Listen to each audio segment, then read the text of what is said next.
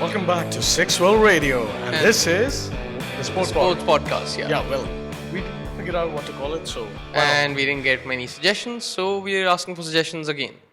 are we? Yeah. I like the sport podcast. The sport podcast, okay, the sport podcast it is. Okay, let's start with the Cricket World Cup. The Cricket World Cup, right? Yeah, India got bludgeoned, By Australia and and... Kiwis got thrashed, yeah, pretty much. and they won. The Aussies won. Kiwis got thrashed pretty bad. The Kangaroos hopped on to victory, Yep. and another World Cup. We hated it for a second, then we And- forgot all about it. And some news channels kept on ranting about it for reasons that are only known to those news channels. They want TRPs, brother. Yeah. They want TRPs, don't we all? Yeah. Hashtag shame on Indian cricket team or whatever the hell they had going. Anyways, that was really Yeah, boring. that was and really then boring. the world shifted to brighter Formula One, images, yeah. livery and everything. Yeah. And the Malaysian GP was on. Yep, and it was one of the most surprising GPs that happened. First of all, even through the qualifying, we saw in Q3 Sebastian Vettel, he came up in the speed, and and the final result, even when he was on top. In the Q3, he was second, right? He started. in Okay, second you were talking position. about qualifying. Yes, I was talking about the qualifying Okay, of the Malaysian yeah, GP. he did. He was good in qualifying, and everything was working for him. Basic thing. Malaysian GP is in hot conditions, so things were not very good for Mercedes, even in the qualifying. So that's why he came up. They were giving stiff competition to the Mercedes. And plus that decision right there with the Mercedes to stick to the option tires when they didn't have a regular tire because the track temperature had burnt their tire out earlier in the qualifying. But it was raining all throughout Q2. Oh, yeah, it was pouring. It was raining all throughout Q2, and so they had to go for whatever strategy suited them the best at that time. But I think. But did it really? I mean, the three-stop strategy because the strategy was planned at a different time. But once you see everybody else not going in, for the same kind of strategy, what would make you stick to it? Considering they lost the race, they lost 24 seconds of the lap time. What would make you stick to it? Strategies. This is what F1 is all about. Who's got the best strategy? Because the cars are near about the same. Okay. You got 4 teams using Mercedes. You got 3 teams using the Ferrari power units. 2 teams using Renault power units. It suddenly becomes all about strategy and your car development. So you never know about strategy. Mercedes wanted after the safety car earlier in the race, they wanted to slide right behind, get their tires changed, and go for long hauls on the hard compound tires. Yes, but that in later cost some track time. Because later cost Sebastian some Vettel position. stayed out. Sebastian Vettel stayed out. Yeah, he stuck to the two-stop strategy, and that's what got him the first race. Also, the Force India, our own Hulkenberg, held the pack up, helped Sebastian Vettel get away. He was. How many laps was he in running when he was at P2? I think it was 35 or something. No. I think it was somewhere around 35, man. They passed him. But it was around 10 laps. The whole pack got You held talk about up. the initial part where he held the entire track up and cost everybody the position. They held the pack up, yeah. the whole train and everything. And that helped Sebastian Vettel get away. That also helped a very controversial fine on Hulkenberg. It was not for that. Kevin Magnussen and Hulkenberg had an incident, right? Okay, Nico Hulkenberg and Danny Kvyat. Kvyat, right. Yeah, Danny Kvyat had an incident. It was a very. I take it in a lighter tone because when they came together, Danny Kvyat's car was literally around 90 degrees. You can go on to YouTube, you can check it out. It's there. That collision, I do not think that was Hulk's fault. Well, but the it was a race accident. I mean, also it showed how well both these cars were made, Force India and the Red Bull. If they both are made really tough, and they were bouncing around, and everything went up. The Red Bull in particular is a very tough car, but it isn't. You wanted to talk about this earlier when we discussed that the Red Bull isn't doing so well, and as to the reasons why it is not doing so well. And the first one being their problem with First of all, look at this. Ferrari. Oh yeah, Sebastian Vettel. Sebastian Vettel won. Sebastian Vettel won. Didn't I tell you last time that Sebastian Vettel will win? Because he will win, but he's a world champion driver, and Ferrari has got him. You did. You told me that the last time. You pointed it out very clearly to me that Sebastian Vettel was not the reason that Red Bull was having problems. And the icing on the cake for Sebastian Vettel is he lapped Red Bull by the end of it. Yeah, he lapped everybody. He lapped everybody. Daniel Ricciardo, who outpaced him last season completely. He lapped both the Toro Rossos, both the Red Bulls. The bottom order, well. Yeah. He lapped all of them, pretty much. So And it was such a sweet thing. And he was so happy talking in Italian and everything, giving props to his new team. And think about it. even at the end of it, he was very calm. He was not being cocky in the win. He was going like, this is still the championship is still open, and it is still going to be a very tough fight against Silver Arrows. Even he mentioned that the track temperature and track conditions helped his car, and Ferrari performed Ferrari better. did really good on the long stints in the hot conditions.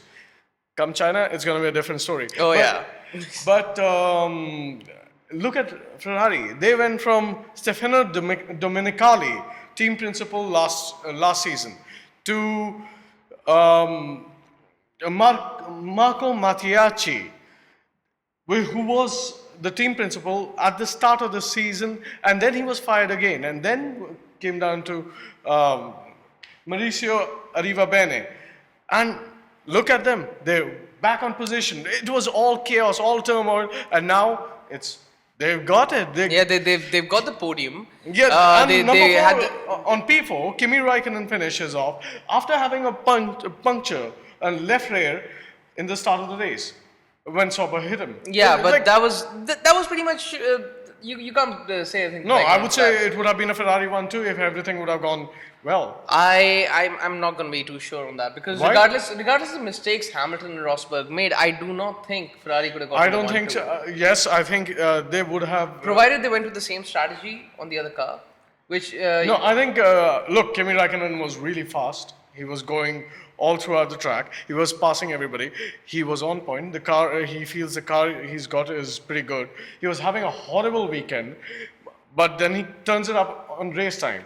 And he passes both the Williams. He's finishing at P4. He is really good. Man, he's the Iceman, and he's won in a Ferrari before. He's a world champion driver. You would have seen Ferrari 1-2. what do you think are the chances of that happening again in this season? Look, all hot tracks. We got Abu Dhabi, we got Bahrain, we got other places where So tracks are can you heat saying up. that just if the track is hot, it's most probably going to be a Ferrari 1-2? Always? No, it's going to be now. Mercedes will pull up because at the start of the race you fell. It was nobody when the whole thing was when this race was going to start. Nobody saw this coming. Nobody said. Nobody was Mercedes, even talking about it. Yeah. I mean, Mercedes were going to win. It was Mercedes 1-2. Then most probably Sebastian Vettel, Kimi Raikkonen, Bottas, Massa. That's what you were thinking. Daniel Ricciardo somewhere in the mix. Danny Kvyat there. That's what you were thinking. But yet again, this season truly does surprise. I mean, if you look at the driver standings now as to where they stand, Sebastian Vettel is right up on top. Yeah, second he's position. in Right, second 3 position. points behind. Only 3 points behind Lewis Hamilton. I mean, is this a sign of things to come? Do you think there's going to be a Mercedes-Ferrari battle like the ones we used to see earlier? I think there is already. There It's is- not there is- going there to is come. already, It is there already. It's wonderful because it has completely rejuvenated Formula One. We were looking at a very Mercedes-dominated season like last season. Now it's all open. But, Look at this. Look at this. Lewis Hamilton on 1, Sebastian Vettel on 2. And Nico Rosberg on 3. Yes, and then Felipe Massa. But Felipe Massa is just being held there because Kimi Raikkonen had to bow out of the last race. He's at number 5. Kimi Raikkonen is coming up. It's going to be a Mercedes versus Ferrari battle all throughout this season.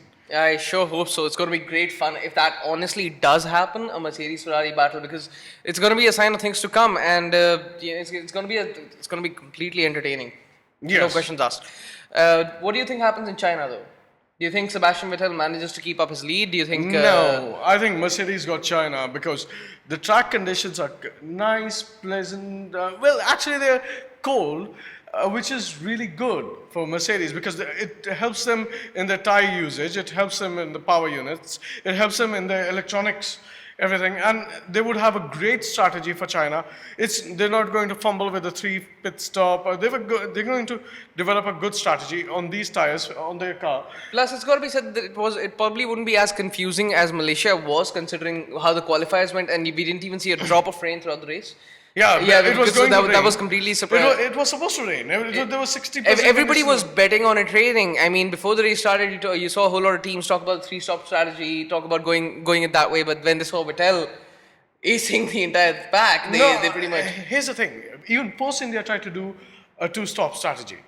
Look, Post India ended up at 13 and 14. We'll talk about that. But even they tried to do a 2-stop strategy. And Post India has always been a lot. Always had inventive strategies, okay, and that has kept everybody on their toes. They tried to do a 2-stop strategy, but they ended up doing a 3-stop because their tires were not holding up. That's what you get: a world champion driver on point, leading the pack with good tires, with the car he likes, a car which he can trust. The problem with Sebastian Vettel last season was he just didn't feel the car. He kept saying last season. In fact, in the post race conference, even in this race, he said that last season he couldn't feel the car. He couldn't get the responsiveness of the car from the accelerator. This time, when he sat down in the car and he drove around, he could feel the car more. He could feel everything more. And he's saying the car is more responsive. He's seemed pretty happy, pretty calm with his performance. And pretty on point to look forward to the season, look forward and go ahead and, win the season most probably.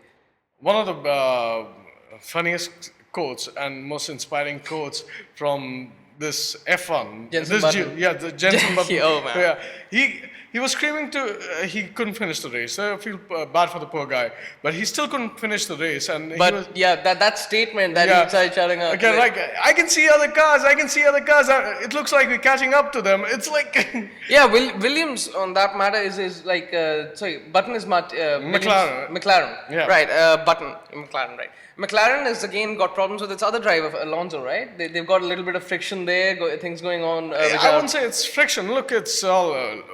Wherever Alonso goes, there's always that politics, and always Alonso has to be the prima donna. The thing was, the McLaren car, when he got into a crash at the time of testing, he got out of the car and went back. In his statement, he gets out of the car and goes to the medical hospital. His statement exactly was that when I was taking the turn, the steering locked up, he went into the wall, and then he got out of the car, he walked to the paddock where the medics gave him sedatives, and he passed out in the medical chopper where he was airlifted to the hospital and carried on to wake up in 1995. Yeah. But regardless, McLaren's story, on the other hand, is the steering never locked up. Yeah, this was a driver error. Also, they say that the car shocked him. It was electrocuted. They said that he got a concussion in the car, and he was out cold. Yeah. Whereas Alonso says that he didn't miss a single minute of time. That's consistent with what you see from the footage that people that's all. get wrong. Now you're playing driver versus team. That's a very good game to play in Formula One. It makes everything very interesting. But the whole thing is, who do you trust? And that's the driver friction. But that comes with Alonso. Look, last season was not a very good season for Ferrari. Why? One reason was Fernando Alonso.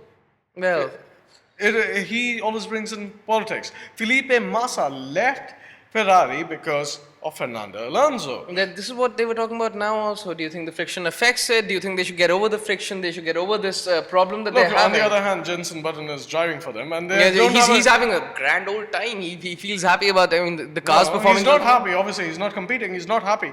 But they got Jenson Button always racing for them, putting in the tracks, and they're developing a car. It's not like they have a car. There is progress when it comes to Jenson Button, but with Alonso, there are these hiccups that are happening. I mean, the last race obviously he couldn't come in, but this race also there's a certain hiccup that's No, happening. I don't think so. It's like you deal with the driver. You deal with the driver. Lewis Hamilton has bad days and good days too. Lewis Hamilton throws a fit. He's a world champion driver.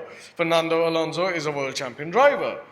Yeah, true. Fernando Alonso is a world champion driver, but these politics, they sure can't help because even when you look at It Sebastian has Vettel, helped. It has helped before. He has politicked his way into world championship positions. How is it not helped?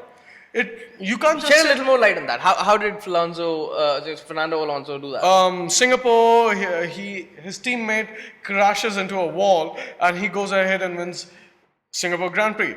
It's politics. A whole issue was made. This is ancient news in F1. A whole issue was made. Things were taken to court, everything. But he became a world champion driver. So don't say it doesn't work. Niki Lauda went through his whole career politicking and won world championships. It's the driver. You can't say that. You can't say it's the But then you go ahead. It's like saying Virat Kohli, all this aggression from Virat Kohli, fighting from Virat Kohli, is detrimental to the team But then, performance. what do you say to Red Bull and their team captain who keeps having constant fights with Renault over their power units, who keeps having, Vettel also had constant It's a problems with different things issue. like that. It's a different issue completely. Renault and Red Bull Racing's power unit, powertrain problems are more complicated. Look, they just had an off season.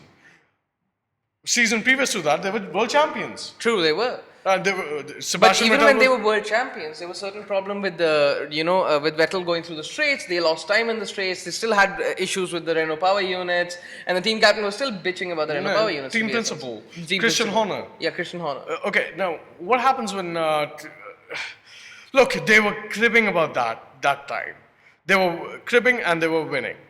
They want the best. They want the best. Okay, now fine. They can crib on. They can do this thing. But the powertrains have changed. Okay, so now Red Bull. Now they're losing to their own sister team, which is Yeah. Okay. No, but here's the thing. You can't. It's a completely different issue. Renault and Red Bull are having problems. Those are in-house problems. They're not the same thing as a driver politicking against other drivers. Fernando Alonso is a different story. On the other hand, Red Bull versus Renault is another thing. And Red Bull recently went ahead and issued a statement that if these powertrains continue and such a big power lapse is there between these engine manufacturers, they would pull out. They would pull out of F1. But that's like cribbing. Yeah, that's a little bit. That's like being kind of like a prima donna because we're losing, so we'll quit and we'll pull out. And then on the other hand, I think it's got something to do with Red Bull trying to control everything, which is what they do in other sports that they enter into. They pretty much try to control, and they can't get that thing going with Formula One. Obviously. And it's not that easy, honestly. No, when you have a Mercedes and you have a Ferrari and you got a Williams, all these ancient teams which bring so much competitive element to the sport, Force India is considered the small boys. They've been there for 10 years. Yeah, they're the small boys. Yeah. And you got Red Bull is also kind of like the small boys, but they won pretty quickly as soon as they came in, right? They've not been in Formula One for that long. How long have they been there? They've been there. So now, let's talk about Force India. Yeah. Force India got into a shunt with Nico Hülkenberg, gets into a shunt with Danny Kvyat, and Romain Grosjean and Perez get into a problem. Okay? Perez... What? No, we can't start again. This has to go on. Okay, just keep. Yeah. Okay, never mind. We Yeah. have that also. Okay, so Perez gets into a trouble. The Perez trouble with Roman Grosjean. Okay, Grosjean is trying to take the outside line, trying to pass. Perez has the inside line, and Perez shunted him.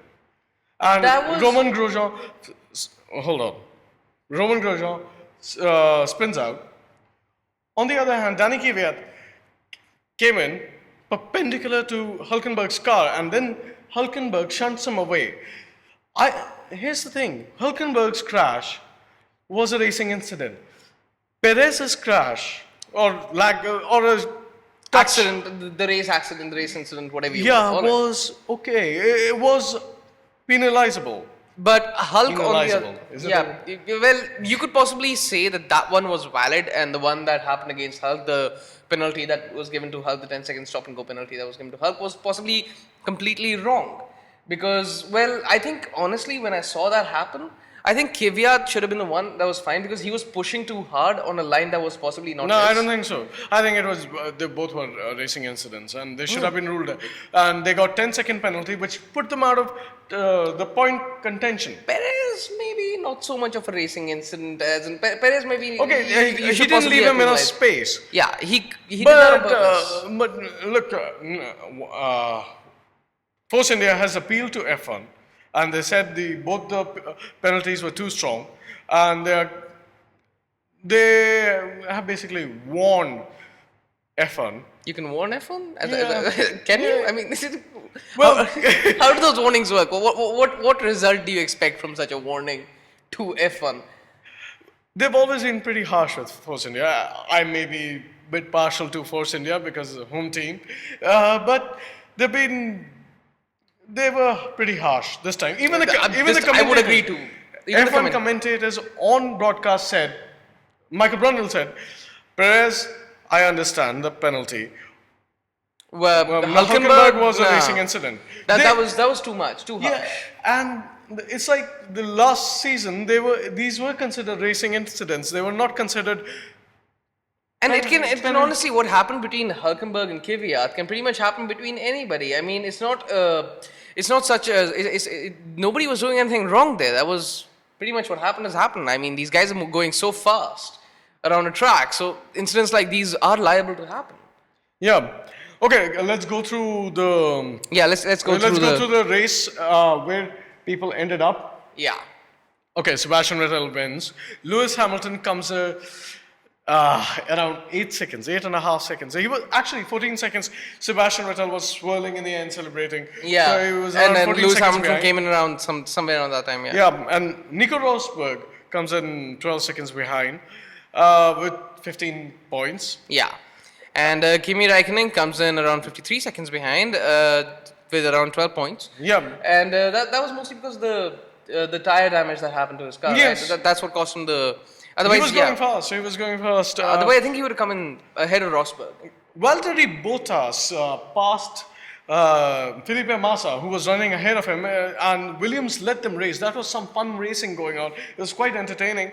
And Valtteri Bottas passed him, but it was quite dangerous. Kind of gamble to play by Williams. Yeah, that was a bit too close, and he possibly didn't have enough space there to go in. And Massa's tires were completely out, so yeah, that was pretty much also bound to happen. Yeah, These two. Yeah. But the racing was quite close. I don't know whether a Mercedes would have allowed its drivers to go on. Like that. Lauda would have had words to say about that. No, even Toto Wolff Yeah. would have asked one of them to back out. Max Verstappen.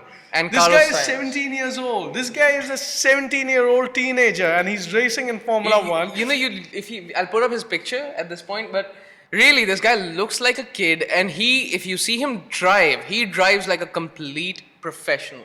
Yeah, and he comes in at number 7, and he's the youngest point scorer in Formula One. It makes me feel old. And most people were thinking that Verstappen and Sainz, Verstappen especially, he's not even supposed to come into the points this early into his season. Nobody would look at this guy and say this is his second GP, but He's 7th, and he's got a lovely 6 points to boot for his drivers' championship. Max Verstappen, Carlos Sainz come in 7th and 8th. These are the Toro Rosso guys. These are the junior Red Bull team. These sister guys, team. Yeah, ahead of the main Red Bull team of Danny Kvyat and Daniel Ricciardo. They come in 9 and 10. You can think that has something to do with Red Bull saying that we want to pull out. I mean, their B team is beating their ass, and they've got the same Renault power units, and they're doing so much better with them. On the other hand, the 18, So Roman Grosjean comes in 11th, and Felipe Nasser. Sauber. Yeah, the Sauber team. They had a spin out. Marcus Ericsson spun out earlier in the race, and he got his car beached, could not finish. That was the first lap, right? First I 5 think laps. it was the second or third lap. Yeah, first 5 laps, somewhere around there. Yeah, and then comes the two Force India boys, Sergio Perez and Nico Hülkenberg. Yeah. I'm going to say this. It's been talked about quite a lot. Hülkenberg is, a large driver. He's tall. He's heavy. He's not. I won't call him heavy. But he's big. A lot of teams do not want Hülkenberg because of his body mass, and they want smaller drivers to drive the car because it cuts down on the weight of the car and lets the car go fast. But he was ahead, and it shows the kind of driver he is. He dominated for the part where he did dominate the first 10 laps. He was in the points battle. He was pretty much up there, and after he pitted was when he let the other cars pass him. But no, but you have to give the guy props, Yeah, he can block anybody. Honestly, if you've even seen the last season, Hulk held up the pack and made some of the most entertaining Formula 1 races I've ever seen. And even this time he's done the same thing. He's pretty much set the order completely differently. But I wonder if that 10 seconds wouldn't have happened, both the cars didn't get it. This would have been a different story. This would have been a different story completely. Roberto Merri for Marussia finally finished in the race, and he was 3 laps short. Well, he did finish. Yeah, he did finish. There is that. Marussia is finishing finally, so that's good. We got to talk about this guy, Pastor Maldonado. He again did not finish the race. Do you know Pastor Maldonado he's got amongst commentators, he's got another name called Crashter Maldonado. He crashes. He's not finished a race, I think about 14 races or 15 races. Really? Yes, it's been a season. He's not finished a race. Wow, why is he still there? Good question. That's what every commentator keeps asking. Can't Lotus get somebody else? Don't they have a third driver? Look, remember, Lotus had Kimi Raikkonen at a point of time. 2 years back, Roman Grosjean and Kimi Raikkonen were out there in points. But they couldn't retain these two drivers because they're short on cash. So, that's it. Well, So then comes Jenson Button, who could finally see the other cars before, again, he could not finish the race. Again, they did not finish the race. Alonso did not finish the race. Yeah, Alonso's car died first, and then Jenson Button, Marcus But Ericsson. they're getting better. McLaren is steadily getting better, even though they've had problems. They've had a lot of, they don't have McLaren alongside them anymore. They don't have Mercedes alongside them anymore. They're using the Renault power units, and, they've even... are they using the Renault power units now? Are you kidding me? They're using Honda. Yeah, they're using the Honda power units. It's a new power unit. It's a new car. But they're still doing better. I mean, if Jenson Button's statement is anything to go by. Also, remember, Jenson Button is a really calm guy, and he's got a positive outlook in life. And also, the thing was, last season they were talking about replacing Jenson Button. I wonder which other driver would want to race for McLaren Honda. You got a world champion driver. Yeah, you got Jenson Button right there. Yeah. I mean, and you've Rob got Alonso, and you've got Button. That's a pretty great team if you look at it. Rob Smedley, the team principal of McLaren, I would ask him to, shut up. Okay, so that takes us to constructors. Mercedes still on top. Mercedes obviously is on top. They got both the drivers. But if things keep going this way, we don't know where catching up. Ferrari might beat them. Right now, Mercedes on 76 points. Ferrari's at 52. Williams obviously has 30 points. And Sauber has come up all of a sudden. Yeah, again, Ferrari-powered car. Yeah.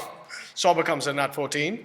This is, again, I think Red Bull's thorn in the side, Toro Rosso and Red Bull Racing. Toro Second, Rosso's on top. two races in a Two row. two races on top. Yeah, Toro Rosso is on top at 12 points. Red Bull at 11 points. At seventh is Force India with 7 points. Yeah, 8th is 7 by 7. McLaren Honda with 0 points, and 9th is Lotus and the rest Malaysia. haven't- Yeah, pretty much. They haven't been able to establish themselves in the point standings right now.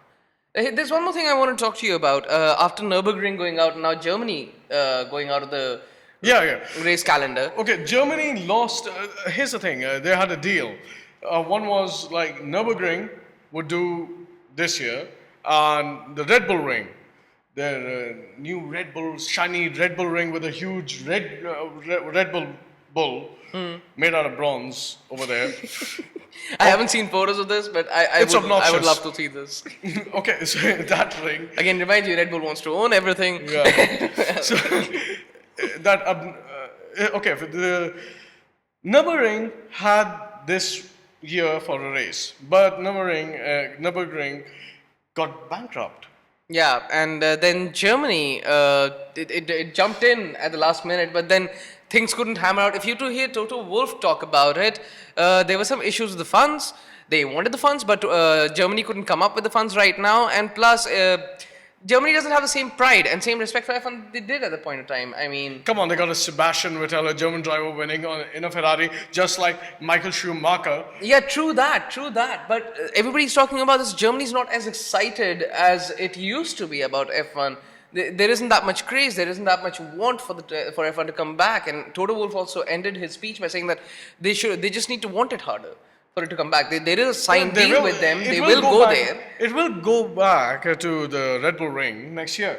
Also, the Nürburgring is, they're letting it go. It is one of the most deadliest F1 tracks. That should go, personally Yeah. speaking.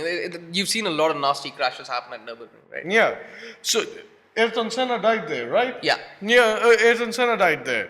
So yeah, Rubens Barrichello had a really scary And those crash. were different cars. Those were significantly, I mean, the cars now are much faster, much more powerful. But they're also much more maneuverable.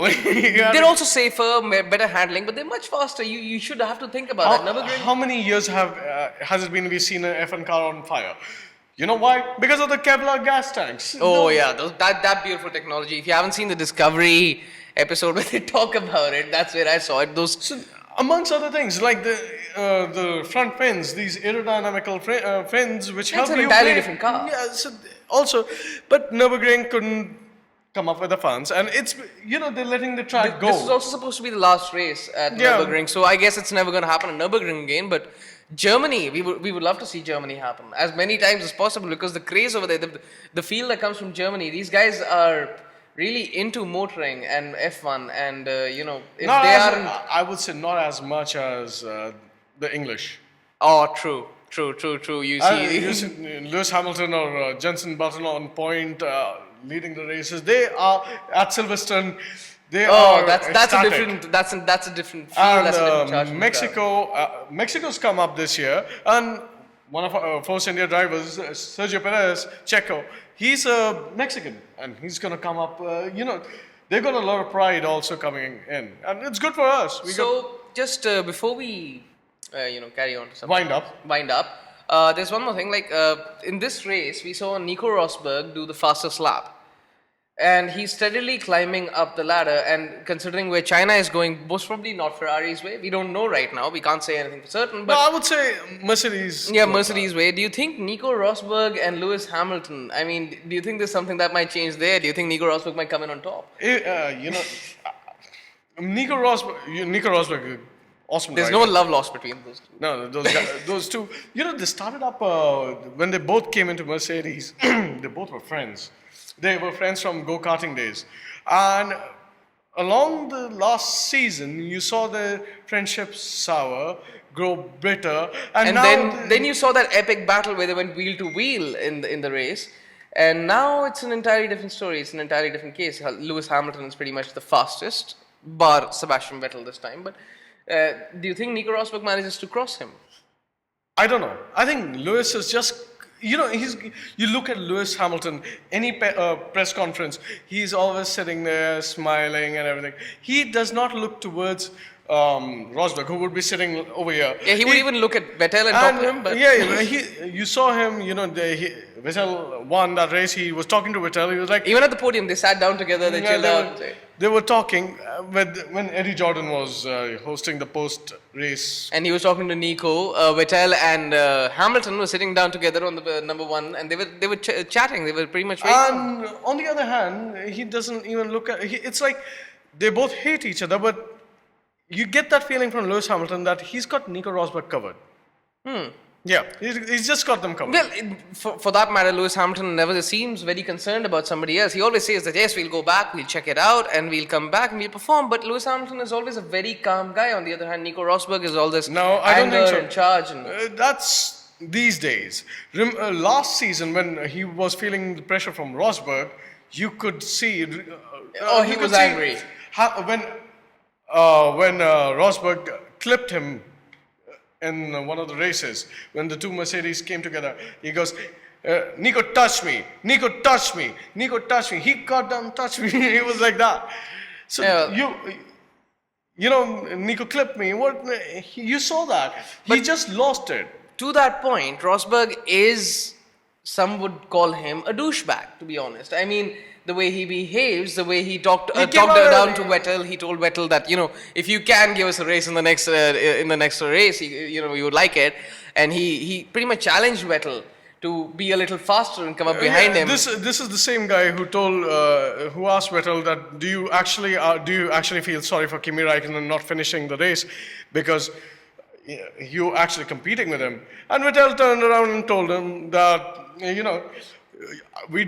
I don't know about you and Lewis, but we guys, actually, me and Kimi like each other. Yeah, we're very concerned about each other. And if we had to beat you two, we would need the both of us. Evidently not, considering Vettel pretty much went through the two of them. No, that's, again, it's all strategies. No, it's just the second race. Come on, man. He won one race. Big deal. Right now, you need two championship drivers to challenge two championship drivers. You can't just say, Vettel is kicking it. Well, okay, you say it's Vettel and Kimi, but still another thing that I would like to point out, Nico Rosberg this time had to eat his words when he came out and said that I expected him to reach out. Obviously, he said that I didn't expect them to win immediately. Yeah, well, this was pretty soon. Even Ferrari didn't possibly expect Vettel to come in with this win. Second race on the car. No, if you hear Mauricio Arriva-Bene, he says that they expected good things out of this car. They were just not this soon, but they were expecting this. Yeah, even he said not this soon. Yeah, maybe later on and he's very happy for people. But you could make out that confidence in Mauricio Arriva-Bene, who's the team principal, that they expected it. They expected them to challenge, if not this race, then in about a couple of races. And they were obviously going to finish in the top points position. Ready to take on the Mercedes in Constructor Championship. Well, that's the story of this race.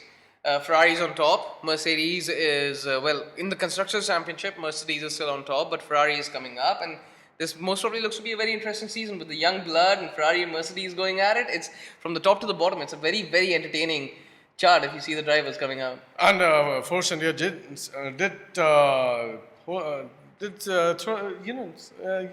tweeted out something. They said, okay, it was a second race. This is just the second race of the season. We didn't score any points. Next time we'll be back and we'll be better. You can check out the tweet at Force India F1. Yeah, at Force India F1. It's good fun. Yeah, it's you should watch the next race. China, it's bound to be entertaining the way this thing is going. I mean, you don't know what to expect.